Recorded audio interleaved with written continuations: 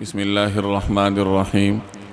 ام المومنین حضرت عائشہ رضی اللہ تعالی عنہ کی روایت کا مفہوم ہے کہ نبی کریم صلی اللہ علیہ وسلم نے حضرت حسن رضی اللہ تعالی عنہ اور حضرت حسین رضی اللہ تعالی عنہ کا عقیقہ کیا۔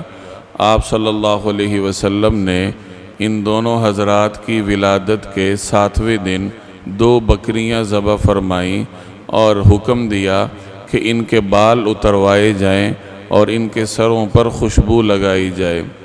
یہ امام عبد الرزاق نے المصنف میں یہ روایت نقل فرمائی ہے، جس کا مفہوم میں نے آپ کے سامنے عرض کیا کہ رسول اللہ صلی اللہ علیہ وسلم نے اپنے دونوں نواسوں کا عقیقہ خود فرمایا۔